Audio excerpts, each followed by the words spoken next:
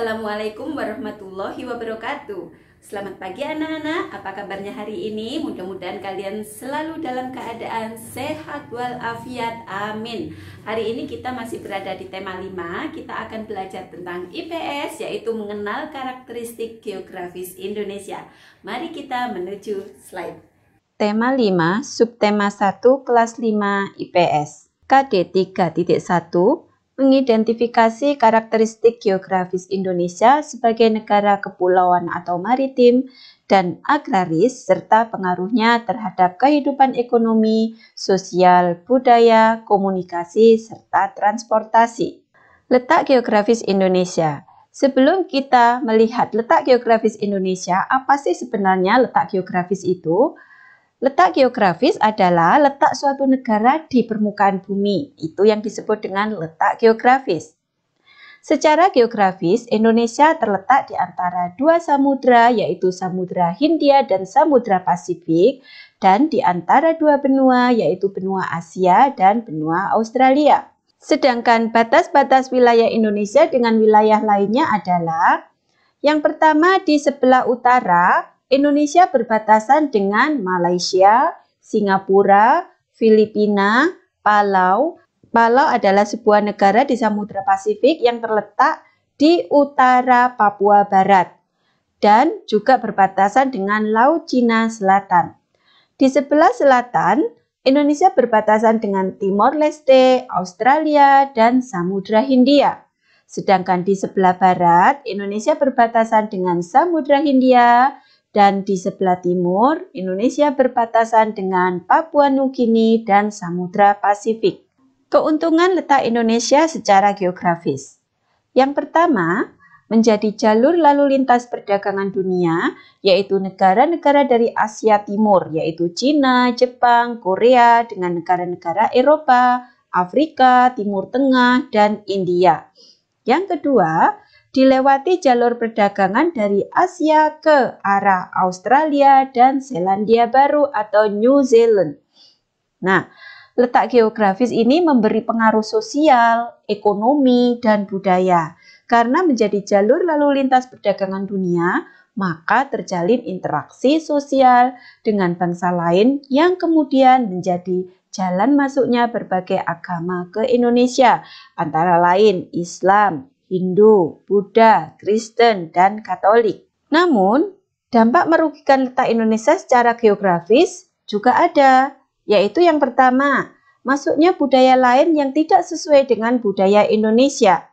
Yang kedua, rentan masuknya barang-barang terlarang dan barang-barang ilegal atau barang-barang selundupan. Wilayah negara Republik Indonesia terdiri dari daratan dan lautan. Luas wilayah NKRI itu terdiri dari daratan seluas 1.922.570 km persegi. Perairan seluas 3.257.483 km persegi. Dan total luas wilayah Indonesia secara keseluruhan adalah 5.180.053 km persegi. Total pulau ada 17.504 pulau.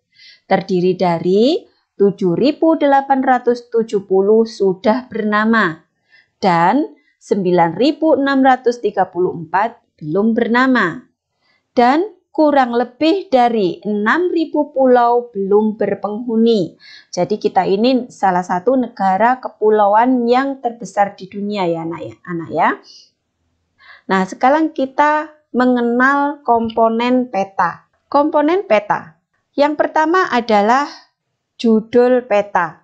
2 garis tepi, 3 skala peta, 4 orientasi atau arah mata angin, 5 garis astronomis, 6 lettering atau tata penulisan, 7 warna, 8 simbol, 9 legenda, 10 sumber dan tahun pembuatan peta, dan 11 inset peta. Mari kita bahas satu persatu ya anak-anak.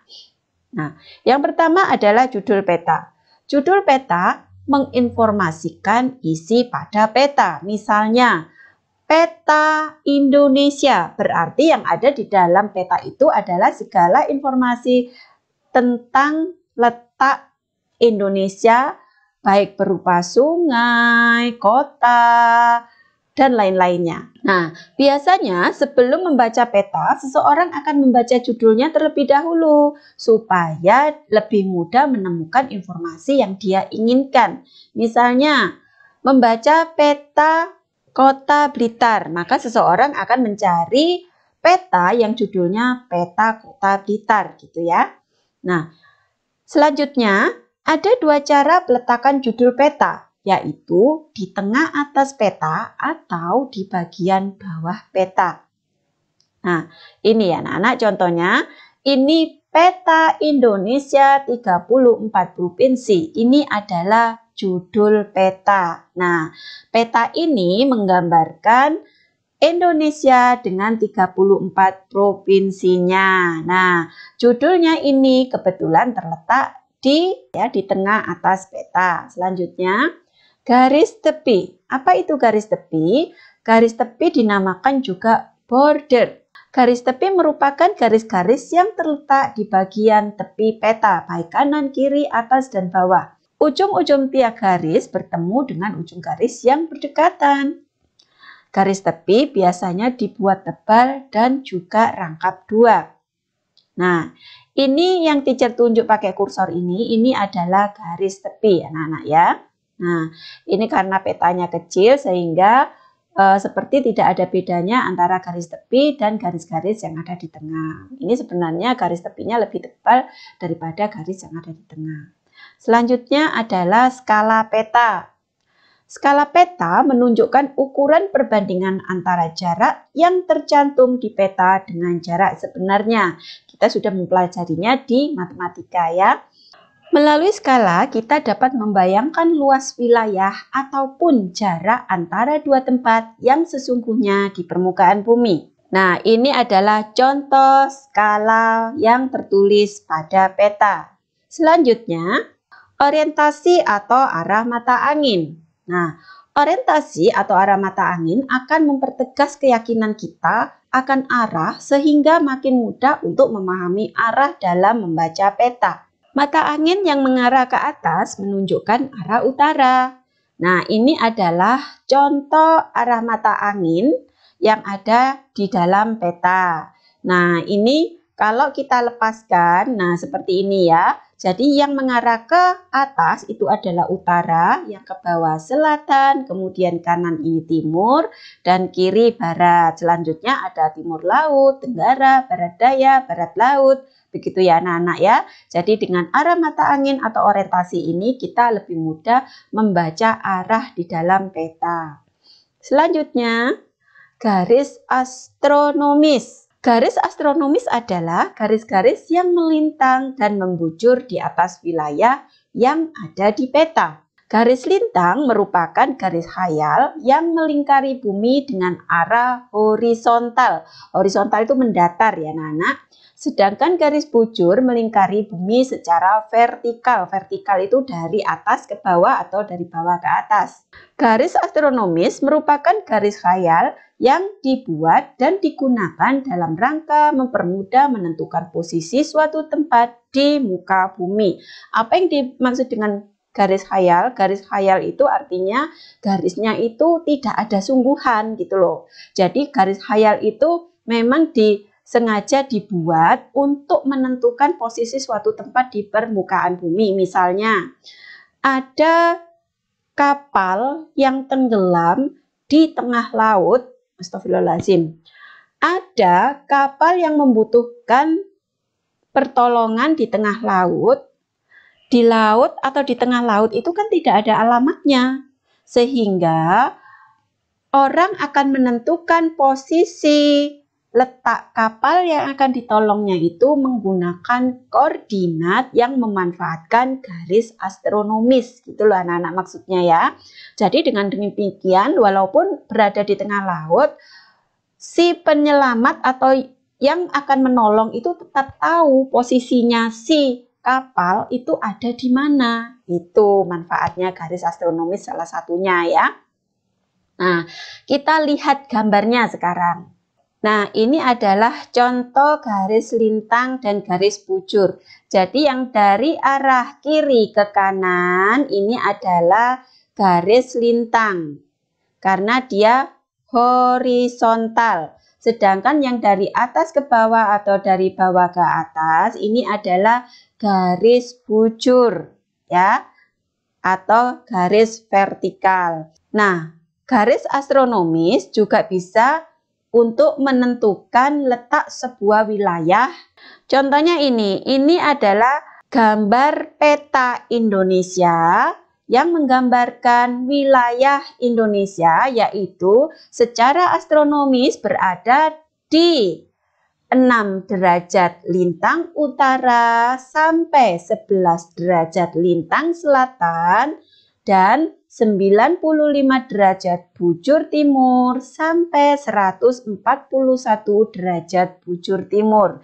Jadi itu letak Indonesia secara astronomis ya anak-anak. Kita lanjutkan. Nah, sedangkan garis lintang yang berada di tengah-tengah yang membelah bumi menjadi dua sama besarnya antara utara dan selatan itu terletak pada garis 0 derajat. Ini disebut dengan garis khatulistiwa. Paham ya anak-anak? Oke, kita lanjutkan. Yang keenam adalah lettering atau tata penulisan. Ada 4 tata penulisan yang harus diperhatikan, yaitu nama-nama ibu kota, negara, benua, dan pegunungan harus ditulis dengan huruf kapital tegak. Nah, seperti ini adalah contoh huruf kapital tegak. Yang kedua, nama-nama samudra, teluk yang luas, laut, dan selat yang luas harus ditulis dengan huruf kapital miring. Nah, seperti ini contohnya ya. Yang ketiga, nama-nama kota kecil dan gunung harus ditulis dengan huruf kecil tegak dan diawali huruf besar. Ini contohnya ya. Selanjutnya, yang keempat, nama-nama sungai, danau, selat yang sempit, dan teluk yang sempit harus ditulis dengan huruf kecil miring. Seperti ini, huruf kecil miring. Ini adalah contohnya. Jadi ini adalah Bandung merupakan ibu kota sehingga Bandung harus ditulis dengan huruf kapital tegak.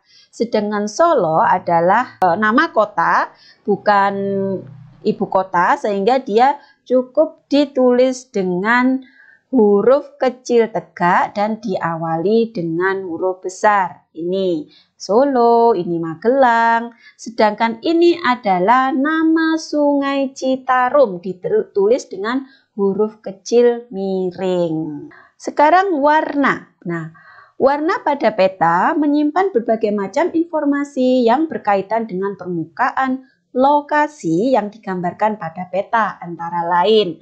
Jadi untuk mewarnai peta itu tidak boleh sembarangan ya anak-anak.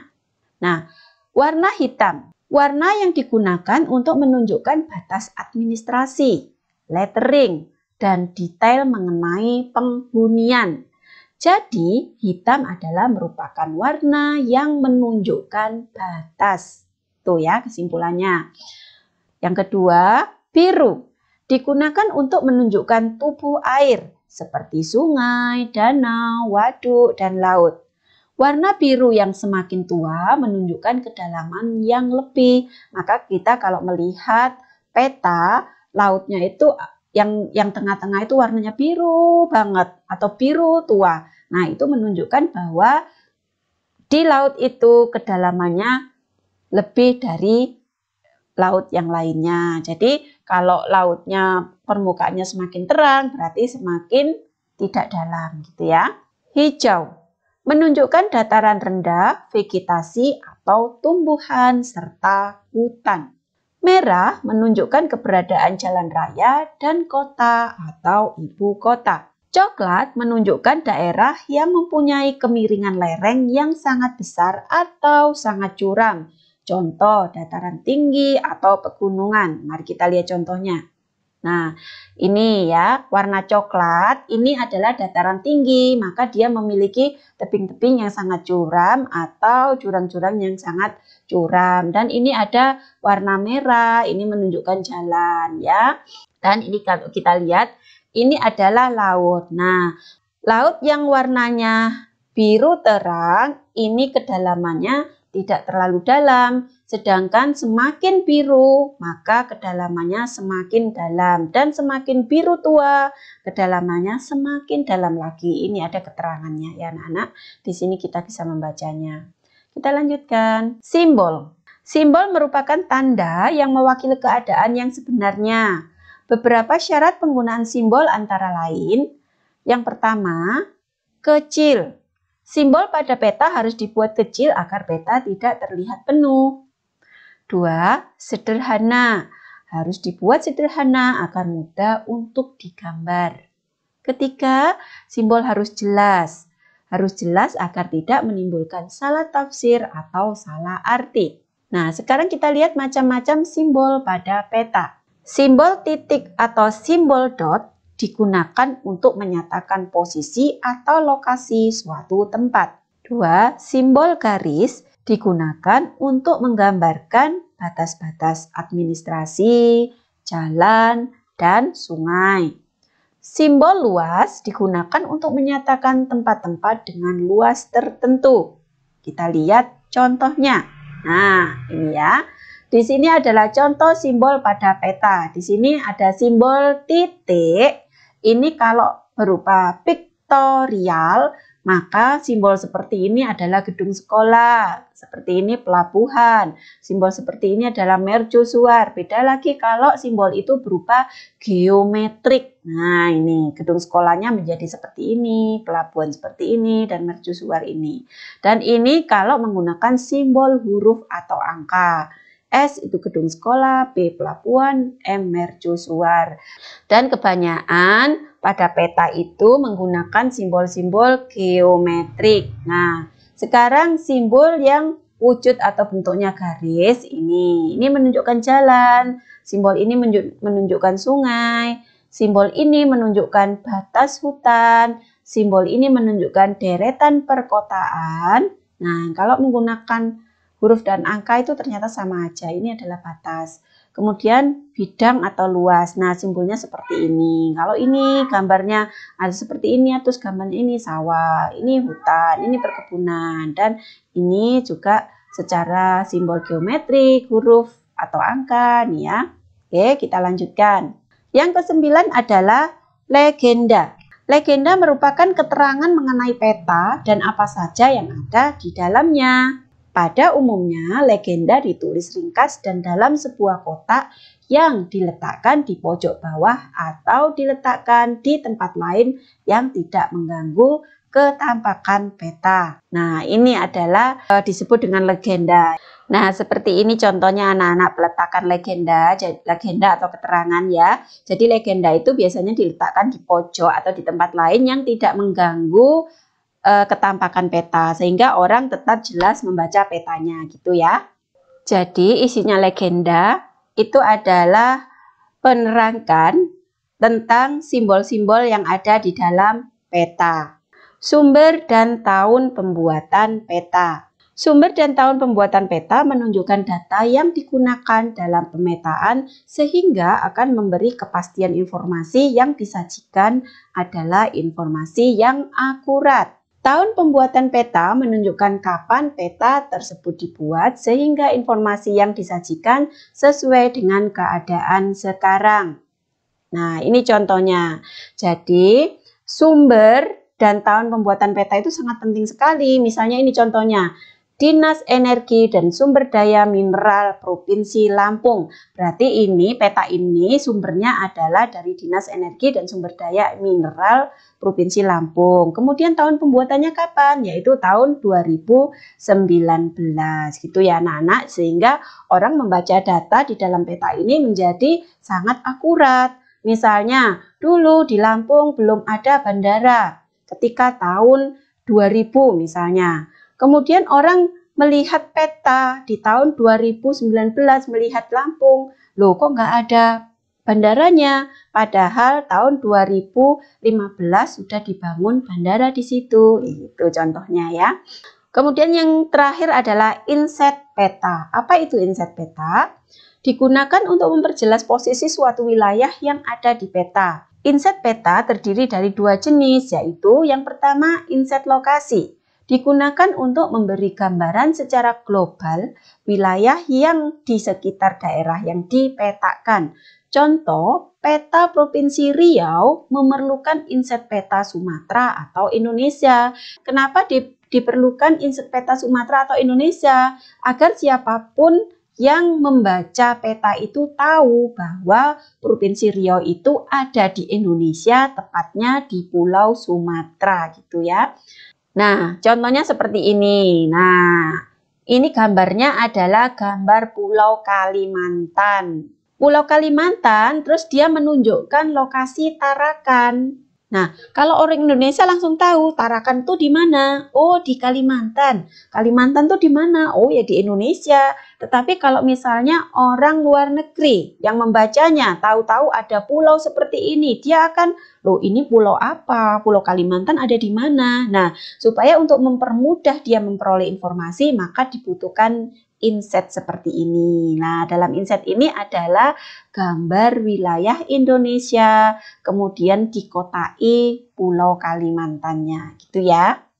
Yang kedua, inset besaran digunakan untuk menggambar wilayah yang kecil. Contohnya, nah seperti ini. Ini adalah sebuah wilayah yang ditunjukkan, tetapi karena petanya kecil, maka orang tidak jelas melihat, oh ini seperti apa daerahnya, maka diperbesar. Nah, ini diperbesar seperti ini. Ini yang dikotai ini dicopot kemudian diperbesar menjadi inset besaran gitu ya anak-anak. Ini contoh peta wilayah kedaulatan dan yurisdiksi nasional Republik Indonesia. Sekarang tugas yang pertama buat kalian, membaca langkah-langkah menggambar peta halaman 30 sampai 31. Nah, kita menginjak ke Indonesia sebagai negara maritim dan agraris. Indonesia sebagai negara maritim, apa itu? Negara maritim adalah negara kepulauan. Nah, tadi sudah dijelaskan ya, begitu banyaknya pulau-pulau yang ada di Indonesia. Nah, wilayah Indonesia itu terdiri dari 2/3 berupa lautan dan 1/3 berupa daratan. Sehingga banyaknya daerah lautan atau perairan itu lebih banyak atau lebih luas daripada daratannya. Dengan keadaan tersebut, banyak penduduk Indonesia yang memanfaatkan sumber daya kelautan untuk memenuhi kebutuhan hidupnya. Nah, itulah makanya kenapa Indonesia disebut sebagai negara maritim. Kemudian Indonesia sebagai negara agraris. Negara agraris adalah negara yang sebagian besar penduduknya bekerja sebagai petani dan mengolah lahan pertanian. Pertanian memiliki kontribusi penting terhadap perekonomian dan pemenuhan kebutuhan pokok masyarakat, yaitu kebutuhan pangan. Kekayaan laut dan pertanian menjadi sumber daya alam andalan Indonesia ya. Jadi negara Indonesia sebagai negara agraris karena sebagian besar masyarakatnya adalah sebagai petani atau mengelola lahan pertanian gitu anak-anak ya. Nah, sekarang tugas kedua, menggambar peta Jawa Timur. Ketentuannya, kalian lihat halaman 37, cara-cara menggambar peta. Kemudian dikumpulkan hari Sabtu, digambar di buku gambar, diwarnai sesuai dengan peraturannya. Ya, jangan lupa untuk dikumpulkan hari Sabtu. Tetap semangat ya anak-anak ya. Mudah-mudahan kalian tetap sehat dan selalu mengerjakan tugas dan mengumpulkan tepat waktu. Selamat belajar anak-anak, selamat mengerjakan tugas. See you later. Wassalamualaikum warahmatullahi wabarakatuh.